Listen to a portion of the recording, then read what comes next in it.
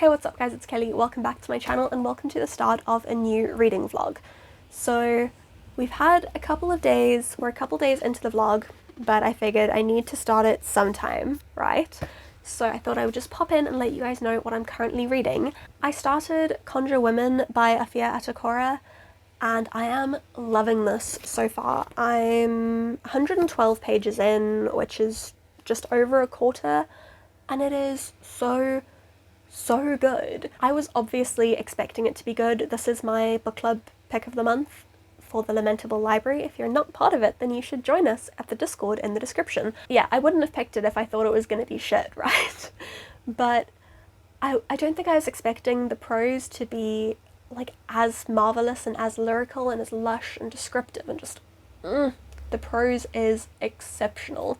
The story so far is very intriguing as well. It has a dual timeline, so we follow Miss Maybelle, who pre the Civil War was a slave and was a very gifted healer and midwife, but was also very good at putting curses on people. Slave owners and slaves alike would come from miles around, either for her help and her healing or for her help exacting vengeance on their enemies. But sort of just before the outbreak of the Civil War, this reckoning comes for her and completely changes and honestly destroys her life. We then flash forward to post-Civil War, where her daughter Rue is living in this little town that a lot of former slaves have created on the only home that they've ever known. They're still living in the grounds of this plantation house that they were all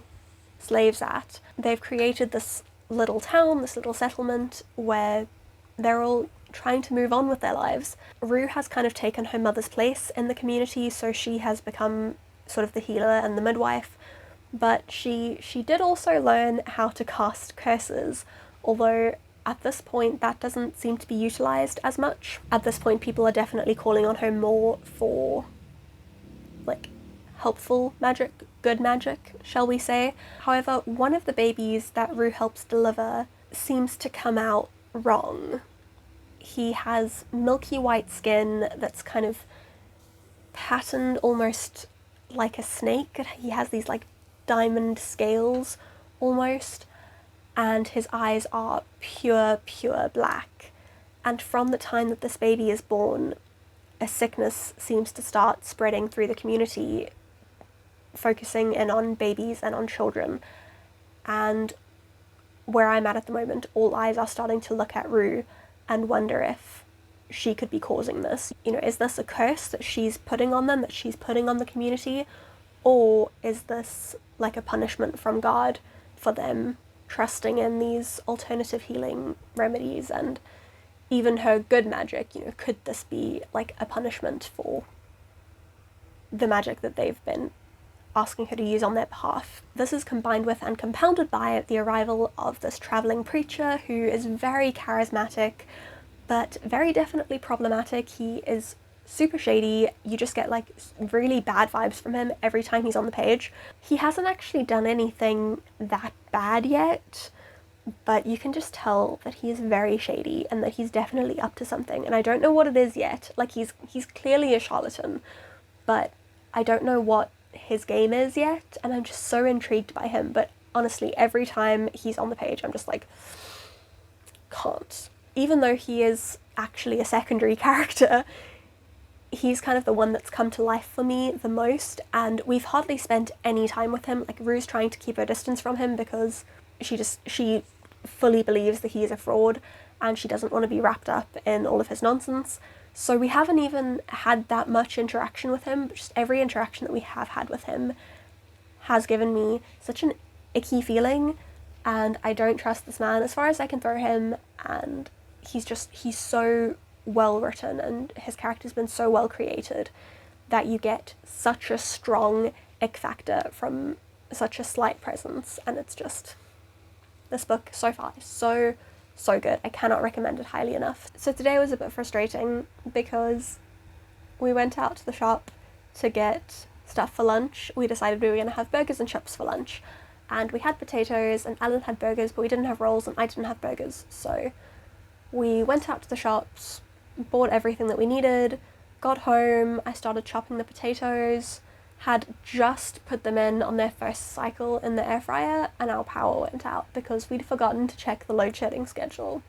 So if you don't live in South Africa, load shedding is this thing that periodically happens where they switch off our power. It's rolling blackouts, essentially. Different parts of cities are divided into zones, and they do rolling blackouts throughout the day for the period of load shedding. And it's so baffling to me that I live in one of the sunniest places in the world, and the city that I live in particular is probably one of the windiest cities in the world, and yet we're still so dependent on coal power, on like coal generated electricity.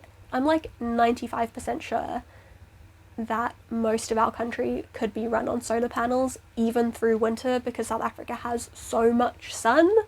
It's really frustrating to keep having these blackouts because the government can't do their job, and they can't, like Eskom, which is our electricity source, can't run itself and like can't keep substations running, and it's so frustrating to constantly have to deal with this when it shouldn't be happening at all. So I've just filmed a video. I might go and just take a few Bookstagram pictures before I edit. I need to edit last week's vlog to go up tomorrow night, and we ended up just having sandwiches for lunch, so at some point I'll go and make supper because our electricity is now back on, so at some point I'll go and make our burgers and chips for supper. This is the world we live in.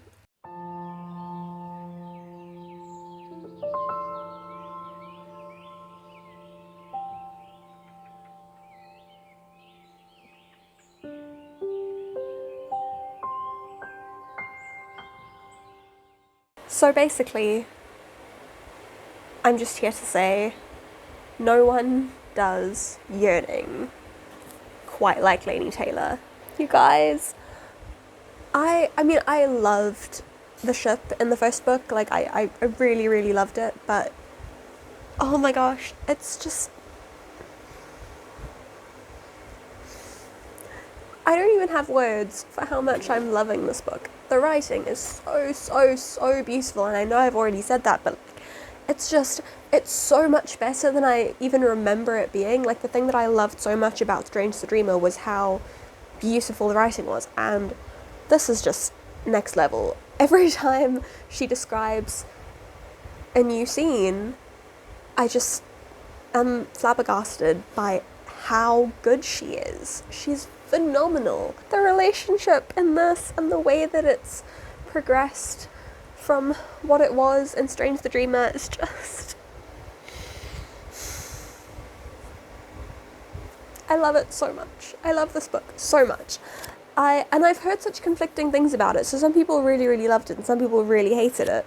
But I'm about 50 pages shy of the halfway mark, and I love it so much that, I mean, I can imagine hating the ending. I know someone told me that they liked the book but hated the ending, and I can definitely see a scenario where that happens.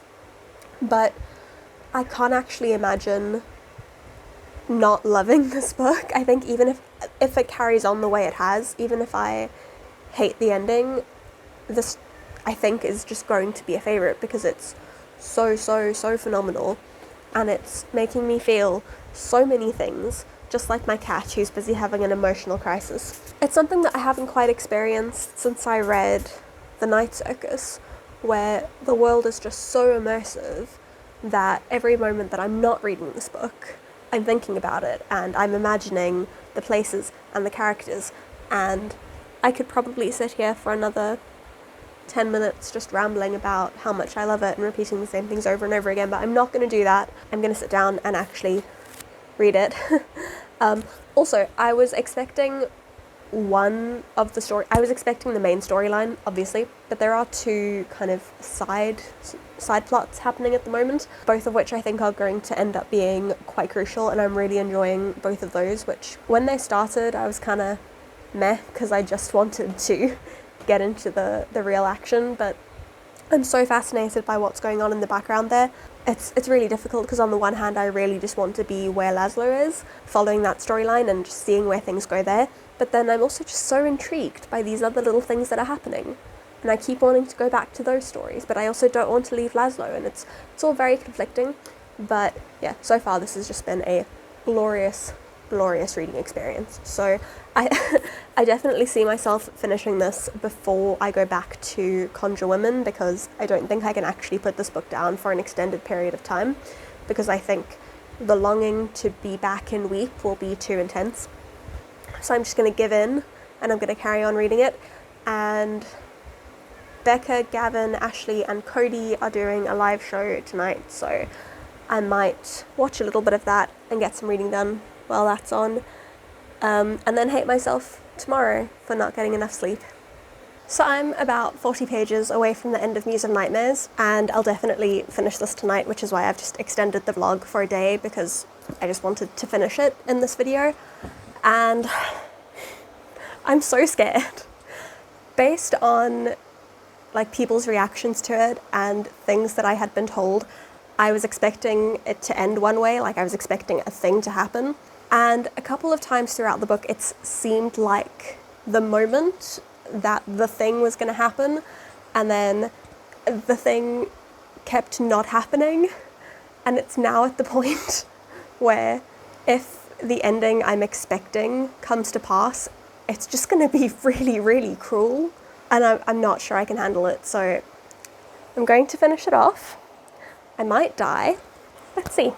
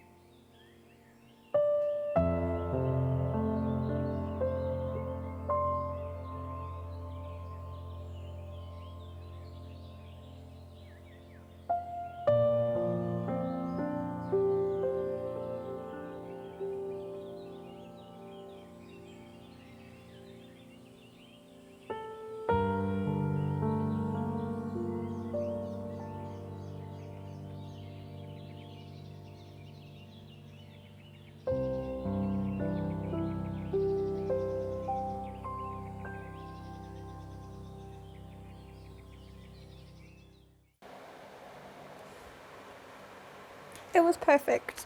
The ending was perfect, the book was perfect, everything was perfect. Especially this part on the last page that says the end, or is it? I could do with another book. I could do with another 5 books. Also, there's a little code breaking thing. There's some stuff in code with a little key to unriddle it, so guess what I'm going to be doing for the rest of the night? Yes, I'm so happy that I finally read this after 2 years since I read Strange the Dreamer. A year since I read Strange the Dreamer? I don't know, what is time? I loved it so much. It was just perfect in every way. Yeah, I haven't carried on with Conjure Women since I last updated you guys, but I'll be, I think, picking that up again in next week's reading vlog. That's it for the vlog. Thank you very much for watching. If you did enjoy this, then please don't forget to give it a thumbs up and subscribe if you aren't already. Let me know in the comments if you have read Muse of Nightmares, or even if you've just read Strange the Dreamer. Like, I need to fangirl with people about Laini Taylor and her writing, because she is fantastic. Chat to me in the comments. In the description you'll find links to all of my social media: Facebook, Instagram, Twitter, Goodreads, my blog, all that good stuff. Also my Patreon, my Redbubble store, my online store, and my coffee. And my Blackwell's affiliate link. I'll leave a link directly to Muse of Nightmares as well. Thank you all for watching, and I'll see you all again very soon. Bye! My life is grounded in a firm routine of coffee, sleep, and work. I am not boring.